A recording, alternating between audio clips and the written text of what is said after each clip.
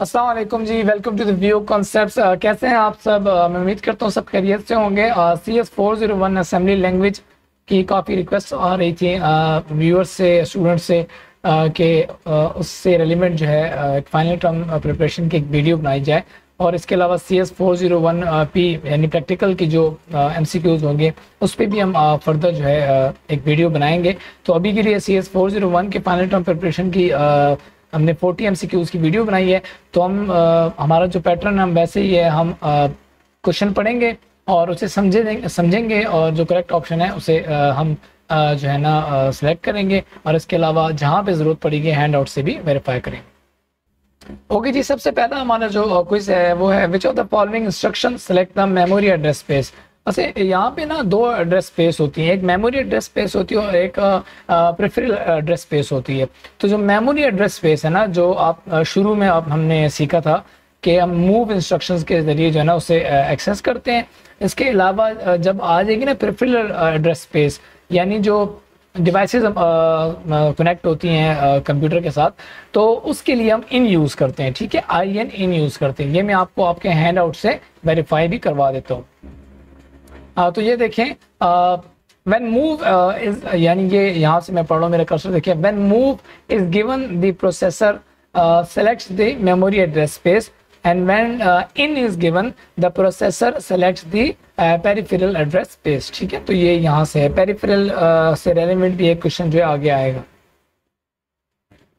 Okay, next हमारा question है जी, N and of interrupt, यानी EOI कहते हैं हम एंड ऑफ इंटरप्ट को। Signal is sent by the, तो एंड ऑफ इंटरप्ट का सिग्नल कौन भेजता है?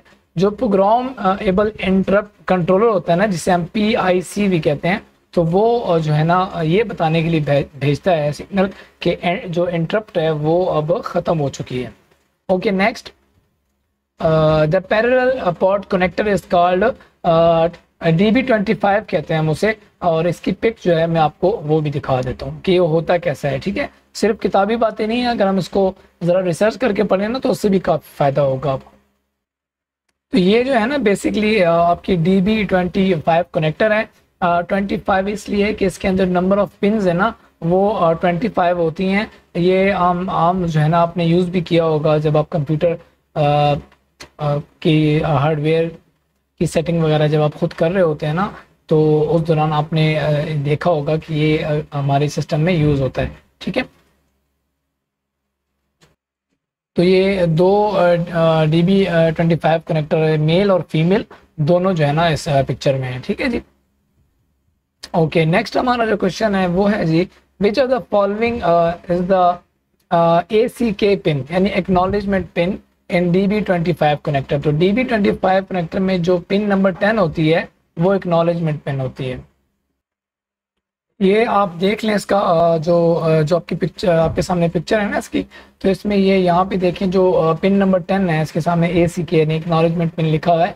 बाकी जो इसकी 25 पिन है उसकी हर किसी की प्रॉपर्टी जो है वो उसके सामने लिखी भी है। इसको आप अपनी एडिशनल इंफॉर्मेशन के लिए देख सकते हैं। ठीक है जी। ओके, नेक्स्ट आपका है dash is a special type of interrupt that returns to the same instruction instead to the next instruction.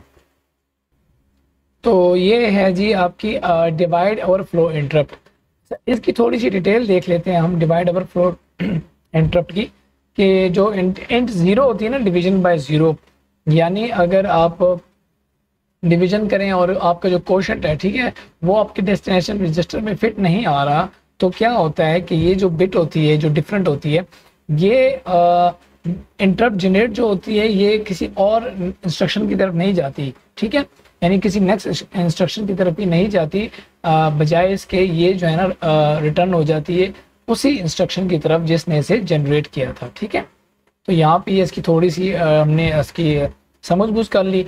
तो ये नेक्स्ट आपका जो है ये इसमें आप देख लें कि the divide overflow is a special type of interrupt that returns to the same instruction. Basically ये इंट ज़ीरो ही है। ठीक है, डिवाइड ओवरफ्लो का मतलब ये है कि आप किसी नंबर को ऐसे नंबर से डिवाइड कर दें कि उसकी जो वैल्यू है वो AX रजिस्टर में फिट नहीं आ रही हो। ठीक है जी। ओके जी, नेक्स्ट हमारा क्वेश्चन है जी, which of the following interrupt request यानी IRQ is derived by the timer device. तो टाइमर डिवाइस जो है वो IRQ0 जो है ना उसे जो है ना कॉल करता है, ठीक है। ओके आगे क्या है जी, which of the following interrupt is of highest priority. तो हाईएस्ट प्रायोरिटी भी इंट 0 की होती है जो टाइमर इंटरप्ट होती है, ठीक है। तो ये टाइमर इंटरप्ट जो है वो बेसिकली हाईएस्ट प्रायोरिटी वाली होती है। विच of the following interrupt is used for exporting parallel port services. अगर हमने पैरेलल पोर्ट सर्विसेज को एक्सपोर्ट करना है तो हम इंट 17 जो है ना वो जनरेट करते हैं। इसे आपके हम हैंड आउट से भी देख लेते हैं। यहाँ पे देखिए जो कीबोर्ड की सर्विसेज होती है ना, जब हमने उन्हें एक्सपोर्ट करना होता है यानी उन्हें यूज़ करना होता है तो हम इंट 16 जनरेट करते हैं, जबकि पैरेलल पोर्ट की सर्विसेज हम जो है वो थ्रू इंट 17 जो है ना क्या करते हैं, एक्सपोर्ट करते हैं। अब यहाँ तक समझ आ गई होगी आपको जी। नेक्स्ट है हमारा which is the following acknowledgement pin in DB25 connected, वो 10 नंबर 10 होती है, कर चुके हैं पहले। उसके बाद which is the following instruction selects the peripheral address space, तो वो इन की इंस्ट्रक्शन होती है, भी हम ऊपर करके आ रहे हैं। Which of the following is the number of pins outside the processor for generating interrupts by the external drive. तो प्रोसेसर के बाहर जो है ना वो कितनी पिन्स होती हैं, सिर्फ एक पिन होती है, यानी एक पिन होती है जिसके जरिए क्या होता है प्रोसेसर जो है वो पूरा उस पिन के जरिए जो है ना सारी डीलिंग कर रहा होता है, ठीक है। तो उस पिन पे, क्योंकि इंटरप्ट्स तो हमारे पास काफ़ी किस्म की होती हैं, तो आपके जहन में सवाल पैदा हो रहा होगा कि फिर एक पिन को यूज़ करते हुए कैसे जो है ना प्रोसेसर काफ़ी सारी इंटरप्ट्स को डिफरेंटली जो है ना उन्हें जो है ना डिफरेंशिएट करता है और हर इंटरप्ट के लिए एक अलग जो है ना वो एक्शन करता है। तो इसका जवाब ये है। तो हैंडआउट्स की तरफ चलते हैं, ऐसे देख लेते हैं इस कंसेप्ट को। ये देखें कि हार्डवेयर जो है, सॉरी, जो आपका प्रोसेसर की जो आउटसाइड जो एक पिन होती है वो सिर्फ एक पिन होती है, ठीक है, and pin that is used by external hardware to generate interrupts. लेकिन यहाँ पे नीचे अगर आप जाके पढ़े ना तो इसमें ये आपको बता रहे हैं कि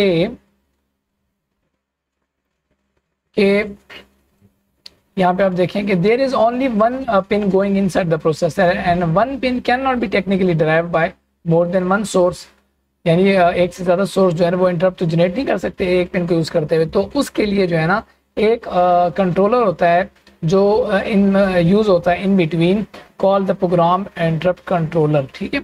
यानी फिर एक कंट्रोलर यूज़ होता है जिसे हम प्रोग्रामेबल इंटरप्ट कंट्रोलर कहते हैं, जिसकी मदद से जो है ना काफ़ी सारी जो इंटरप्ट्स को है डिफरेंशिएट करके प्रोसेसर जो है ना प्रोसेसर को दे दी जाती हैं। तो उसकी जो है ना जो पिन्स होती हैं, सॉरी उसके इनपुट सिग्नल जो होते हैं वो 8 होते हैं, ठीक है, और आउटपुट सिग्नल उसका जो होता है वो सिंगल होता है, ठीक है। और वो जो आउटपुट सिग्नल होता है ना, यानी आउटपुट जो सिग्नल होता है वो कनेक्ट जाके हुआ वो होता है प्रोसेसर की वो सिंगल पिन के साथ, ठीक है। तो वो 8 किस्म के सिग्नल लेते हैं और प्रोसेसर को जो उसका मुनासिब जो रेलिवेंट सिग्नल होता है सिर्फ वही उस आउटपुट पोर्ट पे भेजता है, ठीक है, और फिर प्रोसेसर जो है उसके अकॉर्डिंगली काम करता है। आई होप सो क्लियर होगा यहाँ तक आपको। नेक्स्ट है जी, a parallel port has how many views, a parallel port has 2 views. तो वो व्यूज कौन कौन से होते हैं, देखें, the parallel port has 2 views, 2 views हैं। The connector that the external vertices, एक तो वो कनेक्टर होगा जो हम देख रहे होते हैं, ठीक है, जो डिवाइस के साथ लगा होता है, and the parallel port controller, एक कंट्रोलर पोर्ट कंट्रोलर भी होता है, ठीक है, जो पोर्ट्स को through which the processor communicates, जिसके जरिए प्रोसेसर जो है वो डिवाइस जो होती है ना जो कनेक्टेड होती है उससे जो है ना वो क्या होता है प्रोसेसर राब्ते में होता है और जो डेटा की कम्युनिकेशन होती है वो कर रहा होता है।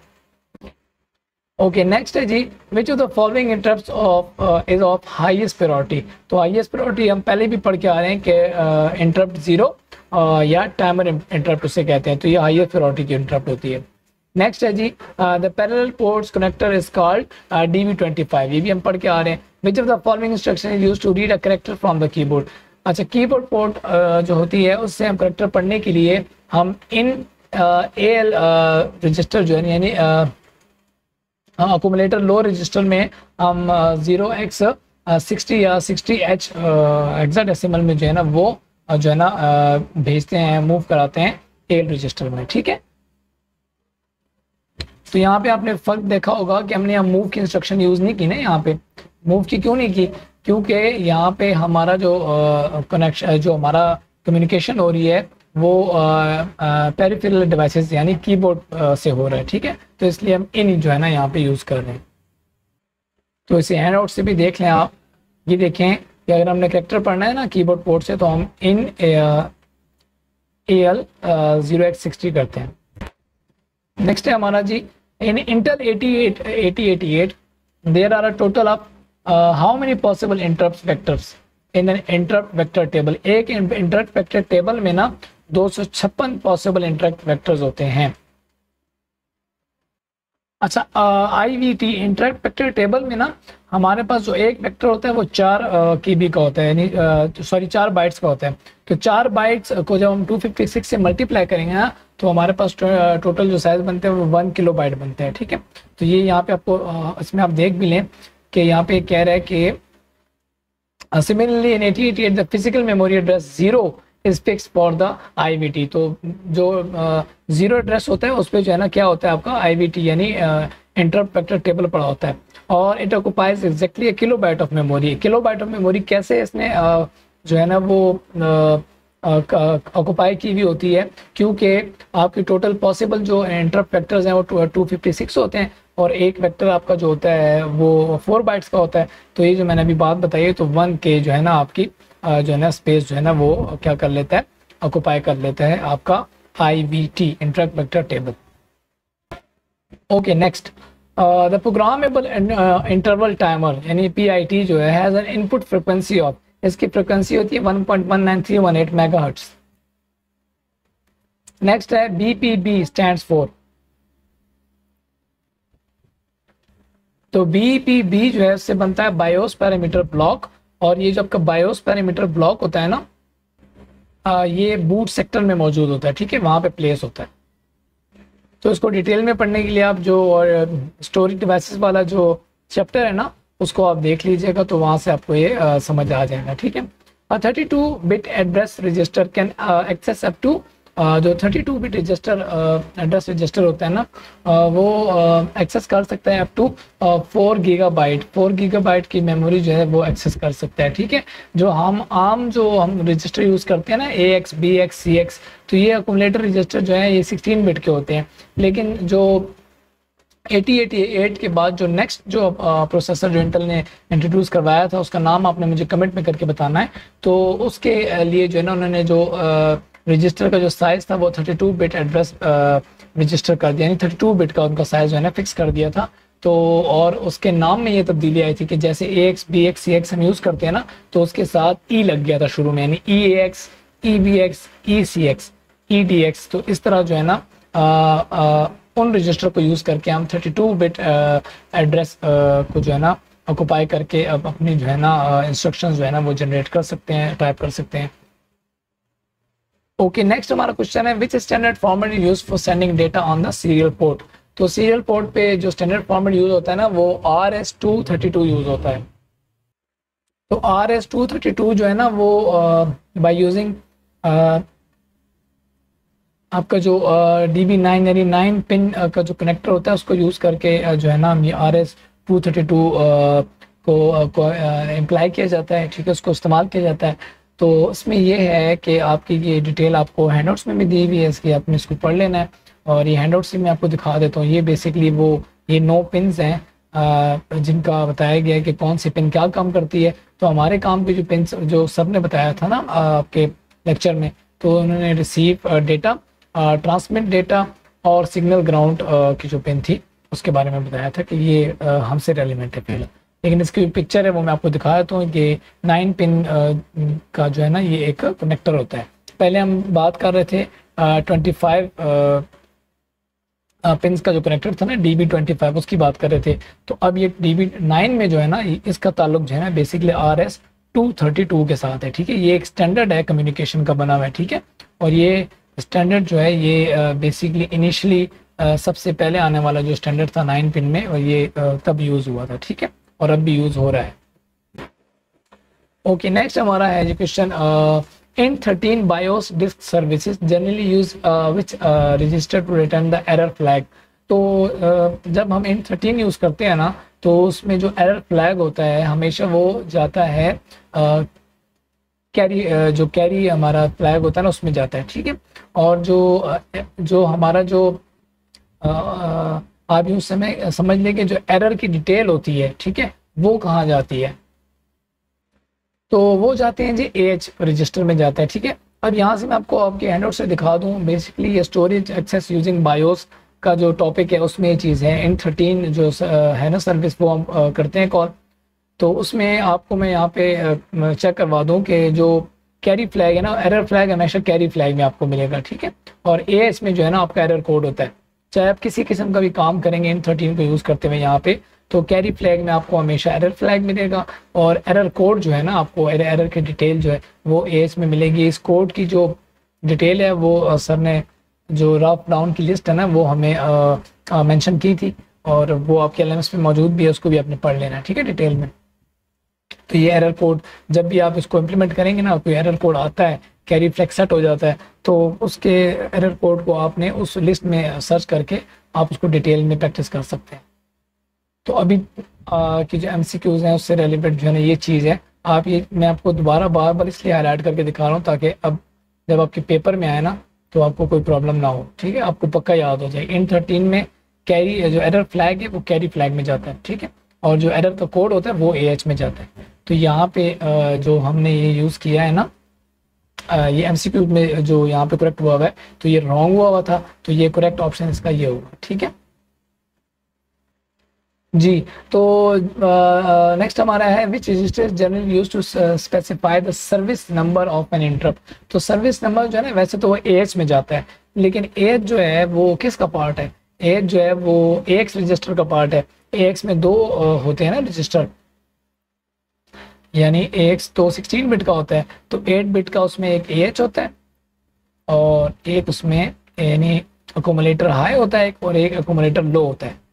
तो ये दोनों 8 बिट के होते हैं, ठीक है, और इन दोनों को मिलाएं तो आपके पास एक एक्स रजिस्टर आता है, ठीक है। तो वैसे जो इसका आंसर है वो एच रजिस्टर है, लेकिन यहाँ के लिए अभी के लिए ये है कि आप के एज तो आपके पास नहीं है, तो आपको पता होना चाहिए एज जो है वो बेसिकली ए एक्स के अंदर होता है, ठीक है। अच्छा, नेक्स्ट जो है in multitasking environment which of the following structure is used to maintain the order of active process control blocks PCB. तो स्टैक नहीं है, ये गलत किया हुआ था, लिंक लिस्ट जो है ना स्ट्रक्चर बेस यूज हो रहा होता है। ये मैं आपको आपके हैंड आउट से वेरीफाई भी करवा देता हूँ। अच्छा, यहाँ पे देखिए ये कह रहे हैं कि जो पिछले एग्जाम्पल में उन्होंने करवाई थी एग्जाम्पल, उसमें बताया था कि 14 रजिस्टर उनको सेव किया गया और स्टैक को भी जो है ना सेव किया गया, लेकिन आगे अगर जाके देखें तो वो ये कह रहा है कि वन ऑफ दीज वर्ड्स, यानी जब हम अपना जो साइज बनाते हैं ना उसका पीसीबी का, वो बनाते हैं पावर ऑफ 2 में, ठीक है, इजी कैलकुलेशन के लिए। तो उसके लिए जो है ना one of these words is used to form a link list.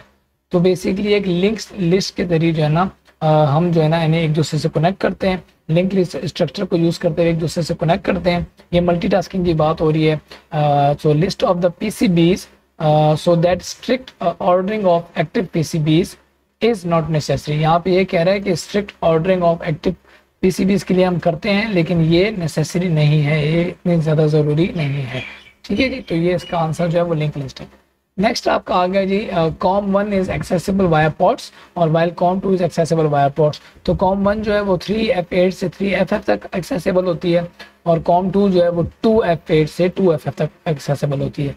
ये आपने याद रखना है, ठीक है जी, कि हैंड आउट से भी आपको करवा देते हैं चेक। तो ये है COM1 is accessible via ports 3F8 to 3FF while COM2 is accessible via 2F8 to 2FF।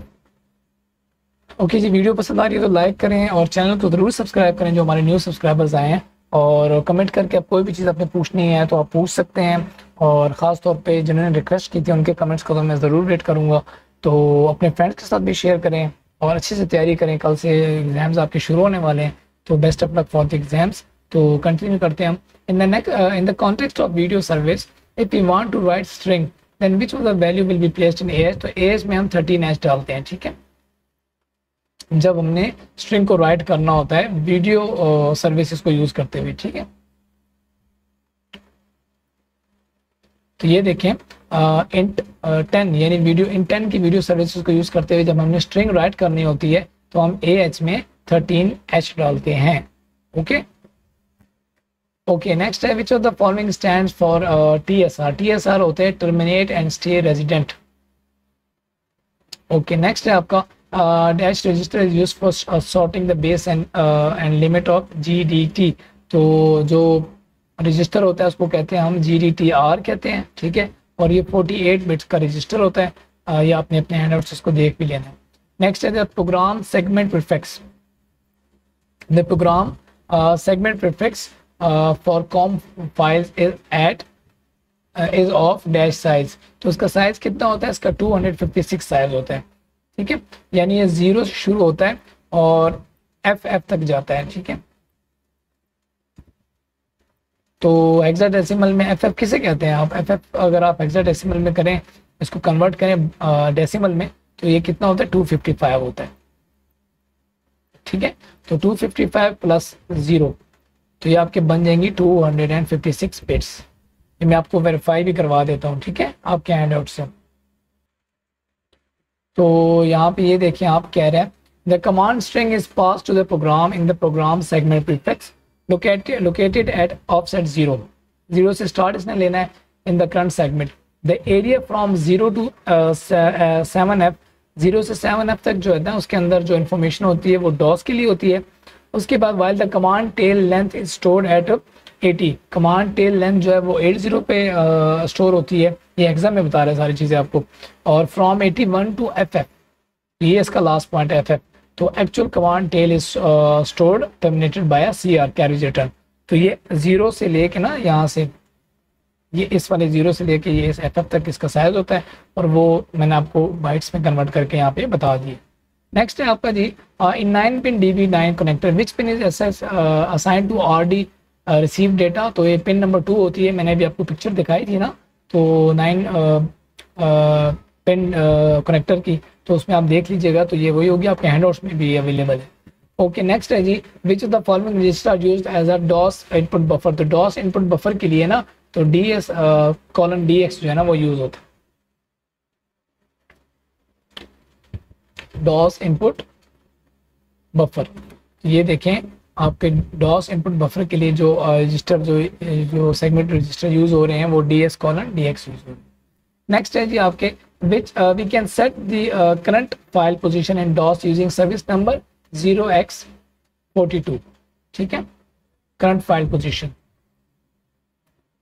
Position जो है आपने अगर सेट करनी हो तो int21 की सर्विसेज को यूज करते हुए तो आपने AS में जो है ना 42H या 0x42 आपने जो है ना क्या करना होता है डालना होता है। नेक्स्ट है जी आपका the first entry of the GDT must always be 0। जी ये तो अंडरस्टूड सी बात है, ठीक है, इसको आपने पढ़ भी लेना है। ओके नेक्स्ट वो कहता आगे कहता है कि इसको कहते क्या है, ठीक है, तो इसको कहते हैं नल डिस्क्रिप्टर। ये नल डिस्क्रिप्टर होता है, उसके बाद जो है ना आपका जो सिलसिला होता है या जो एंट्रीज होती है वो स्टार्ट होती है। आगे है जी which standard format is used for sending data. RS-232 ये हम पढ़ चुके हैं।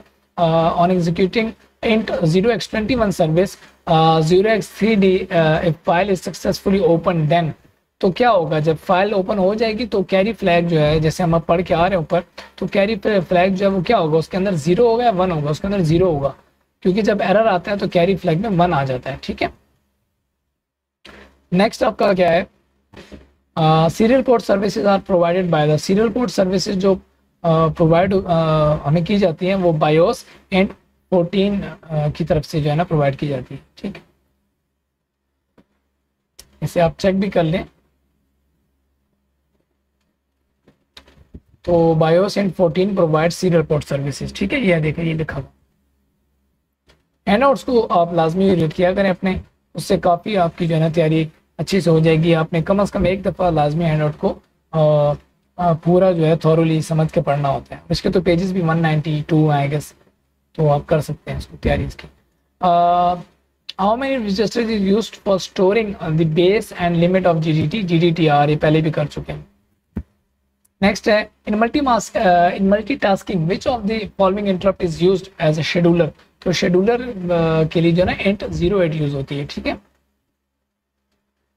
कॉन्टेक्स्ट स्विचिंग जो सारा प्रोसेस होता है उसको कॉन्टेक्स्ट स्विचिंग कहते हैं। तो कॉन्टेक्स्ट स्विचिंग को आपने सर्च करना है हैंडआउट्स में तो आपके सामने ये आ जाएगा। तो इंट 08 है।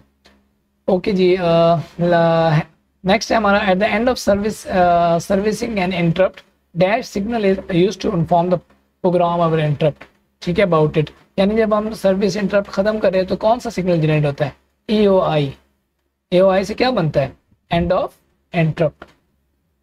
ओके, नेक्स्ट है हमारा DOS has a single entry point to access all of its services through.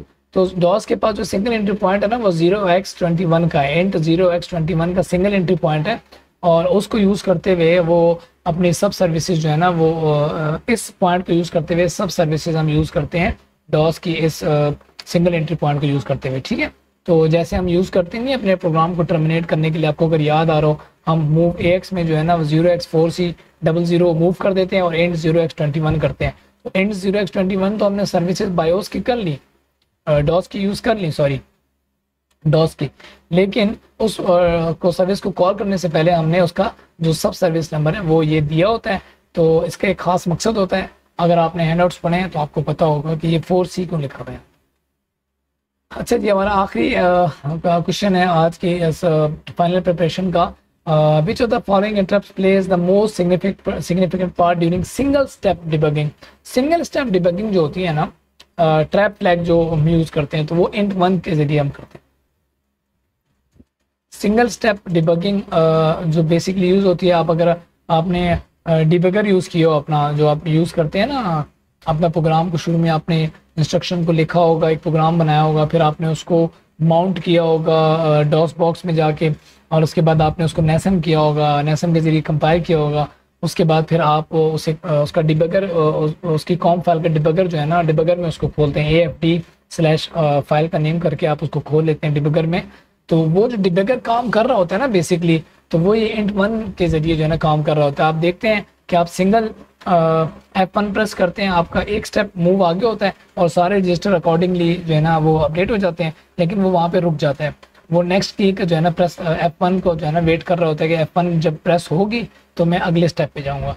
तो वो बेसिकली int 1 की सर्विसेज को यूज़ कर रहा होता है। ठीक है, तो आई होप सो आपको अच्छी लगी होगी वीडियो और आपकी तैयारी भी काफ़ी हद तक अच्छी हो गई होगी। कुछ चीज़ें आपकी रिवाइज हो गई होंगी, कुछ चीज़ें नहीं पता चली होंगी, कुछ जो है ना आपके इल्म में इजाफा हुआ होगा।